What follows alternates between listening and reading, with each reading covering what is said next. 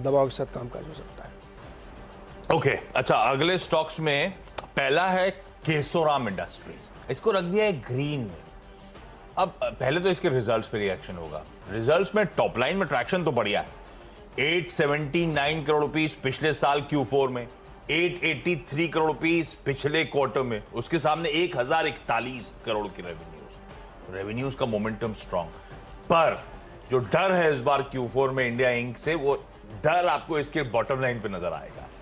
Cost of material consumed बढ़ गए, power and fuel charges significantly jump कर गए, पैकेजिंग और कैरेज कॉस्ट जंप कर गई, अदर एक्सपेंसेस में अच्छा खासा इजाफा, इसीलिए लॉस कर दिए इस कंपनी ने। ये होने वाला है कई सारी इंडिया इंक के मैन्युफैक्चरिंग ऑर्गेनाइजेशंस के साथ। पर ग्रीन क्यों रखा है फिर? एक तो टॉप लाइन बेहतर था, दूसरा इस कंपनी ने अपने रेयन, ट्रांसपेरेंट पेपर और केमिकल कारोबार को डीमर्ज करने के जो प्रपोजल था उस पर बोर्ड ने विचार करा है।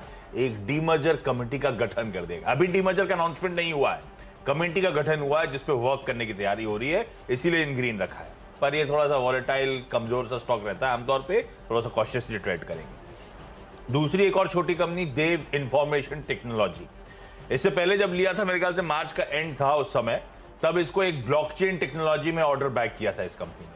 पर तब से लेकर अब तक ऐसा कोई सिग्निफिकेंट मूव नहीं है, एक दायरे में कंसोलिडेट होता हुआ, हाँ, बाजार की उठापटक के बीच में कंसोलिडेशन के मोड में चला गया था।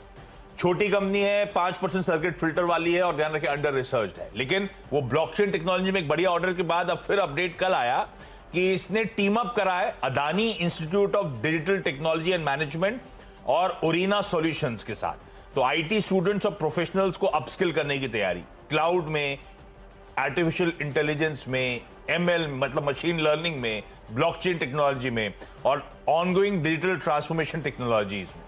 तो बेसिकली वो करियर अपॉर्चुनिटीज वाला काम अब ये करने की तैयारी कर रहा है, इसीलिए इसने अदानी ग्रुप के, अदानी इंस्टीट्यूट के साथ और ओरेना सॉल्यूशंस के साथ करार करा है।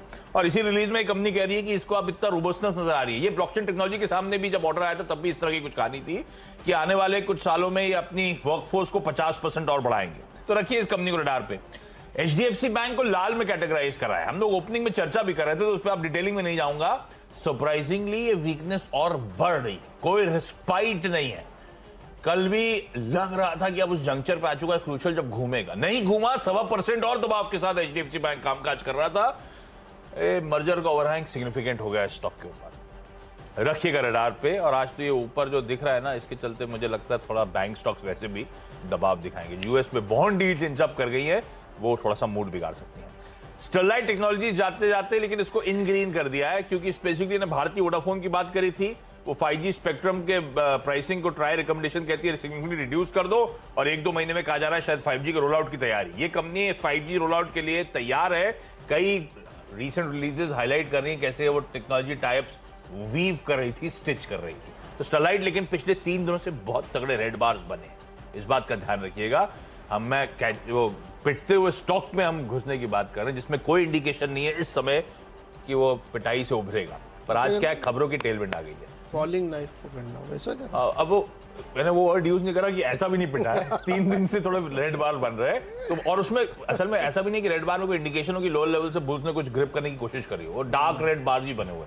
तो उसलिए उसके बीच में मैं कह रहा हूँ इन ग्रीन, क्योंकि खबरों का टेलविंड आ गया जो बाजार का एंटिसिपेशन नहीं था। तो देखिए जरा वॉच करिएगा, अगर चलना शुरू हुआ तो चल रहा तो अच्छा चलेगा, अदरवाइज दूर ही रहिएगा। ये सारे स्टॉक्स की कहानी ऐसे ही है जो मैंने मेंशन करे। क्विकली इस नोट पर छोटा सा ब्रेक, 10 स्टॉक्स हो चुके हैं, इन स्टॉक्स का क्विक रैप अप लेकर आएंगे।